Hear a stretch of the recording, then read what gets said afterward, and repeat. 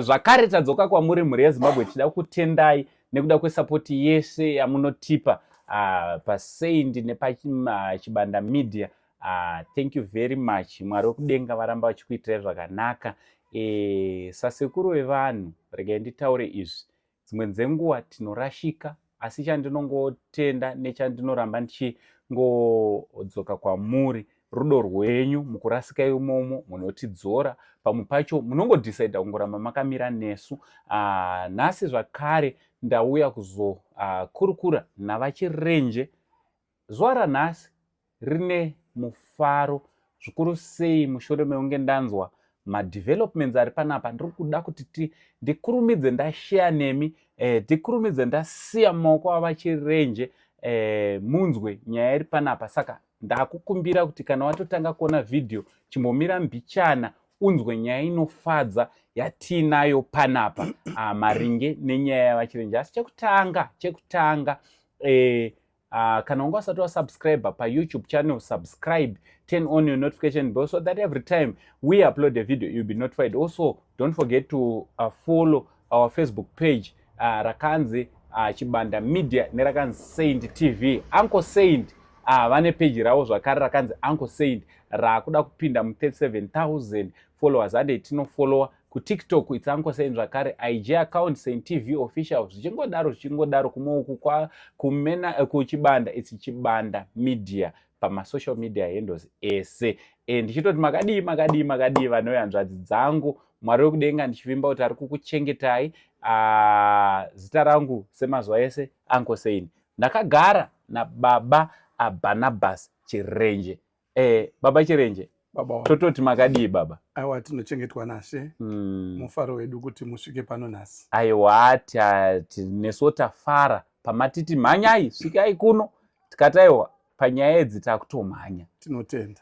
Chokwadi.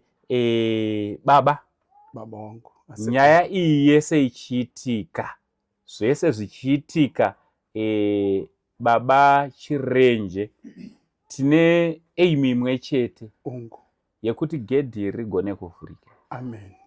Amen. Hondo yose yanga ichirwiwa pasocial media ndeyekuti gedhi rivhurwe. Mungatitsanangurira kuti nhasi matidanirei baba, mangotaura kuti kune new developments anofadza at the same time ari kutyisa. Developments api baba? Mune maki here baba? Chingovhurai katipinde zvipere baba, ndo patachida kuti tisvike. Ndinotenda Uncle Saint. And ndinotenda kuti vanokwanisa kundivhurira mukova uyu ndimi nevazukuru venyu nemhuri yese yeZimbabwe. Ndipo patava. Chanda kushedzerai chizhinji ndichokuti Uncle Saint, pamaita misangano michiuya michitaura nesu, tichikupai kutaura kwese, taingoramba tichitaura kuti kune munhu anove muridzi weground ratiri kutaura nezvaro. Kana iye chipunza aikugara chingokutaura kuti handina simba rekuvhurira Chirenje gedhi. Asi kune ane simba. Iye ane simba ndio akataura naMwari, Mwari vakataurawo naye kuti tarira Chirenje watambudzika, mhuri yake yatambudzika, mhuri yakangoparara nenyika. Muchiri kurangarira musikana wedu ane 14 years akapiwa pamiviri, akatizwa nemukomana, akasununguka mwana akamborarama zvake mwedzi 4-5 akazoparara. Asi tinotenda Mwari kuti mwana yeyo musikana wedu achiripo apa chikoro. Asi vamwe vanina vake vese munoziva mwana akachengetwa nemubereki asiri wake. Ininiwo pano pamunoona pano panotyisa zvizhinji, asi ndinogara ndiri ndega nokuti mudzimai anogara nevana. Mumwe ari kuna mbuya kunoto, mumwe ari kuna mbuya kuchiweshe, naivo ana mbuya vachine varwere. Kare ndo ndaigara navo pano ndichivachengeta pamwe chete nevana, asi zvakakona nekuda kwokuvharwa dhoyi. Zvisinei, chandakudainzirai Uncle Saint, igwaro rineri randakabata iri batai renyu asekuru vevanhu. Rimwe chete. Iyi ndio original copy ine yandakabata iyi. Asi rakacertifyiwa zvakare. Gwaro iri Amone ndakutanga usekerera kekutanga. Tinotenda. Gwaro iri baba takarinyorerana nemuridzi wenzvimbo wegrounds. Akati vachirenje matambudzika nguva refu. Ndichikuonai muchirwisana nevasiri varidzi. Asiwo varidzi vachene vasiri varidzi vachene achipunza vanongoramba vachitaura vachiti endai vakatipa mubvumo. Vakati muzukuru wenyu ngaaenda anotaura nemuridzi weground. Alright. Muzukuru akaenda akanotaura naye. Vanoitwa vadhuve. Alright. Vadhuve ndo vakazoti ai munhu angatambudzike, vana havangatambudzike. Inini ndaakuita yangu pati. Yangu pati yandaakuita ndeyekuti ndaakukupa gwaro iri rekuti uye nemari mumazuva anokwana 30 avakandipa takasaina kugota ravo. Iyi ndiyo agreement yatakaita vachisainawo apa. Vakatizvo tidzokere mumba. Vakati kana zvichitobvira dai kunzi tawana pfuma yavari kuda apa kana mangwana chaiyo.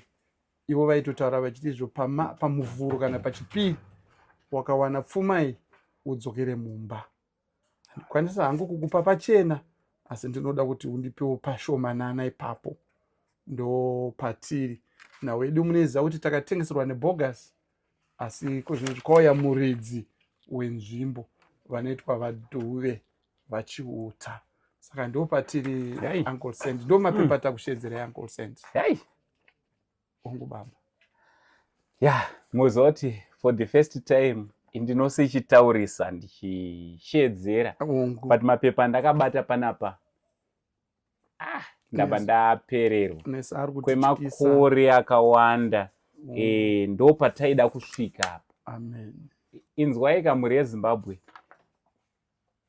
Can you confirm kuti muridzi weland iyi ground iri ari kuti aiwa since imi makaita madevelopments amakaita inini ndakungoda mari inoenderana neland iyi. Ndizvozvo. Imimi kuti makabirwa tine urombo asi handichada kuti nyaya inge iri inoramba ichinetsa.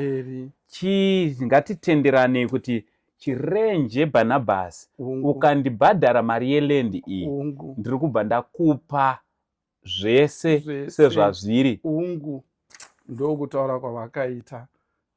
Uyezve ndo zvatakanyorerana pamagweta. Kuseni kunoko ndikutobva kuna gweta kunotaurira gweta kuti ndoita sei akanditi chienda mberi. Ndipo patava. Saka madevelopments akanaka. Saka pari kunzi ari kuti ari kuda mari kuti mukangobhadhara mari iyoyo pa 30 days according to zvakanyorwa panapa. Pari kunzi pari kudiwa mari within 30 days calendar days of signing this agreement. Pari kunzi pari kudiwa mari. Vakati mari yavari kuda yese. Kutaura chokwadi kuZimbabwe mari yese yavari kuda yakanyorwa panapa. Vakati vanoda 25,000. 25,000. 25,000 iyoyo haisiriyo kuti kana kuti rate yecancel yekuti iripo nhasi. Imba stand yakakurisa. Asi vakaisa rudo. Vakati chitipai zvenyu 25,000. Mudzokere mumba menyu. Ndokutaura kwavo. Kurova kuti 25,000 yavepo tikubva taita mapepa tikubva kurutivi rwenyu zvinobva zvatodzokera kuti imba iyi land makutoita matitle deeds ari muzita menyu. Zvese vakatizvo kana wakazoti waiwana nhasi mandi kana waiwana mangwana chipiri iwewe unongouya chete tatoenda hapana chinomanikidza hapana chinokanganisa.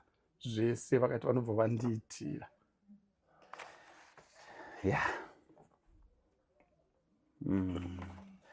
Apa inda kutongodzoka hangu kumhuri yeZimbabwe. Ivava vakabvira kare kunyora vachiti ngatiitei GoFundMe, ngatiitei donations. Uyu aita pondo, uyu aita $10, $100, $550 yekuti tipe chirenje avake imwe imba. Ndo dzaiva shungu dzavo. Isusu takadhileya tiine muono wekuti no pane zvinogona kuitika, pane kuri kuendwa. Ndinotenda nokutendesa zvikuru Mwari nekuda kwekuti ndo vatisvitsa apa. kumhuri yezimbabwe ndakuti mari yakudiwa kunzi chirenje atenge this land agone kuwana back this property. It's 25,000 US dollars. Kune vanoda kusvika panapo, svikai muchida kunzwisisa magweta, tibatsirane. Ndoizvawo CNTV pachibanda tine magweta atinawo, tibatsirane pabepa rinoiri kuitira kuti tive nechokwadi chekuti panapa taakupawana back. Nokuda kwezvaitika zvese tinge tiri tinoziva kuti zviri pachena zvakajeka. Baba Chirenje vaigara vachinyora kuti ngatiite GoFundMe. Ini nemi taigara tichikurukura kuti but GoFundMe yachona tichiti tiri kuda kuita yei, ende totangira papi, ende mari mwezi wamari haisi yekungoti kuvanhu tipei mari. We have to be accountable. Munofana kuva accountable kuti kana pachinzi pada kuvakwa vanhu ngavaone zvidhina zvachona, ngavaone simendi yachona, ngavaone bhiridha achivaka. Ndofunga ndaita maprograms akawanda, tatengera vanhu dzimba, tavakira vanhu dzimba. Ndo maitirwa zvinoita zvijeke kune ava vanhu ava, nekuti ndivo varidzi vebasa. Ini nemi baba takafanana nehove. Hove iri mumvura. Iyi ndiyo mvura yedu. Tikasvipwa tikabuda panze pevanhu ava, hapana chatinoita. Hove unoiona yaoma pasina maminutes. Ndizvozvo. Saka tiri kuti baba muri kudeiwo kumhuri yeZimbabwe chamuri kunzwa pamwoyo zvamira zvakadai. Regedza ndiende pasi sekuru venyika tiite kutaura kwakanaka. Musana uri kundidzimba. Asi ndichadai. Sekuru venyika. Baba Chirenje. Ndatsoka zvakare. Vanhu ava ndo vanga vachindichengeta nguva refu ndigere pano panze. Vachindiona kuti ndiri mupenyu here. Kurwara kwese ndivanga vachindirapisa. Ndakabva kuchipatara musi uno handina kana senti randanga ndinaro, asi ndakabhadharwa mabills ndakadzoka kumba. Ndanani. Saka ndiri kudzoka zvakare kumhuri yeZimbabwe. Vari muZimbabwe nevari kunze kwenyika, hama dzangu neshamwari dzangu dzose, kuti apa patasvika apa ndipo pamugano. Ndinouya kwamuri hama dzangu. I think mukavatarisa ivo chaizvoka. Ndinouya kwamuri hama dzangu kuti paminapo mundibatsirewo. Pfuma iri kudiwa nemuridzi wenzvimbo ari kuda 25,000. Akati nhasi kana mangwana anotivhurira mukova. Saka ndiri kuya kwamuri hama dzangu kuti ndibatsirei sezvamakaita kubvira nekubvira. Nhau yedu yasvika kunopenderwa. Tipendere nhau yedu tizofara. Vana, tarisai ndine mhuri iri kungopararira mukati menyika isina control. Vasikana, vana vasikana vachidiki. Ndine vabereki vandinofanira kunge ndichichengetawo. Asi kana ndichinge ndadzokera mumusha umu, aiwa, ndinenge ndakunda. Munenge mandibatsira. Saka ndibatsireiwo hama dzangu. Ndinodzoka kwamuri. Nekuti ndimi makatanga kundibatsira pakutanga. Nakare kose. Tipete nhau iyi. Ndo mashoko angu kunyika yeZimbabwe. Ndo mashoko angu kuvakoma vangu, vanina vangu, vana vangu, hanzvadzi dzangu, vabari vangu vari kunze kwenyika. Ndibatsirei. Pakudiwa 25,000. Pamwe nevari muno. Nevari muno muZimbabwe, vanomira nemi, vanoda kuuya kuzondiona. Ndiri pano pamusasa pano. Ndinotenda. Hama dzangu, tazvininipisa. Inyaya inofadza. Mapepe ekwagweta. Nyaya dzacho dzese hadzisi kutambirwa pano pamusasa uno. Dzichatambirwa kumaofisi emagweta. Nyaya dzacho dzese dzichange dzichitambwa zvichizosvika zvakare kumaoffices ese anofanira kuti anga ari anosvika kuti zvinge zviri zvakajeka. Mari haisi iri kungonzi ikauya yotopiwa munhu pano ovhura, zviri kuitwa negwara. Uye kana tichinge takunda kuti zvaita, muchaona chirenje haasi nemhuri yake havasi kuzopinda mukati umu, vachapinda pamwe chete nemi, vachaona mukati umu kekutanga pamakore ese avagara pano pamwe chete nesu nemi. Zvatichaita baba, asekuru venyika, nhamba dzatakuisapo ndedzekuti vese vanoti aiwa toda kuva part and parcel vechirongwa ichi, tichavaisa mugrupu rimwe chete. Tinotenda vese apa tisati takutora mari ndatingazvijeki. Masteps ese atichaita tichazivisa vanhu, asi tichazviita chimbi chimbi nokuti iro rineri nedheti riri panapa kureva kuti tatosarwa nemazuva anogona mazuva edu atofamba, hadzisisiri 30 days, tasarwa kuma-24 days kuti tiachieve, 25 days kuti tiachieve. Kureva kuti zvoni nhasi pamuri kutoona vhidhiyo ticharara taamugrupu kune vanoda kubetsera, toronga semhuri, zvisazonzi zvakarongwa naangosendi, zvakarongwa nachibanda, zvakarongwa nachirenje, asi ivo ngavaronge. Isu tichangobatikidza chete kuti tiite grupu.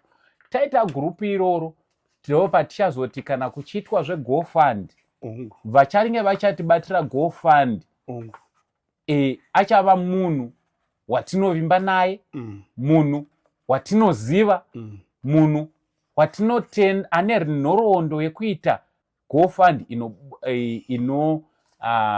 inobudirira. Munhu achange akabata ecocash, munhu achangewo zvakare ane track record yakachena yekuti mari ichange ichibatwa zvakanaka, achabata mari dzipi nedzipi, account number, zvinhu zvese zvichange zvichaitwa pachena. Mari yedu ichange ichiti ichipinda ichitoonekwa kunzi -$10, -$3, -$100, kusvika mari yedu yakwana. Ichinge yakwana, tobva takuzivisai zvakare kuti mari iya yadi yakwana. Ichinge ichinobhadharwa, tichaenda tese, imi muchiona mavhidhiyo mari ichinosvitswa, maprocedures achonese achiitwa, tinge tiri mawitness kuti mangwana tisazoti pane mari dzakafamba dzakadai. Munoziva panounganidzwa mari baba, pane zvakawanda zvinogona kuitika, pane zvakawanda zvinogona kukanganisika. Toda kuti gwara iri ringe rinofamba zvakanaka. So vese vanoda kuti vange vari vanopinda mugrupu iri, takuisa nhamba dzatakuisirai pascreen idzodzo dzibatei, ndoma muchapinda mugrupu. Tichaita WhatsApp group ramuchapinda, tinge tiri tinokurukura. Vhidhiyo rachauya rinotevera nderekuti tinenge tatova nemazita nemaaccounts negofund inenge yavepo, tichikuzivisai kuti zvichange zvichifamba sei.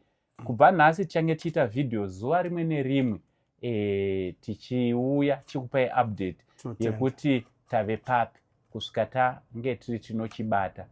Baba, kune vese vachamira nemi pachiitiko ichi, pachirongwa ichi, chekuti tikwanise kureza 25,000, mungadawo kuti kudii kwavari?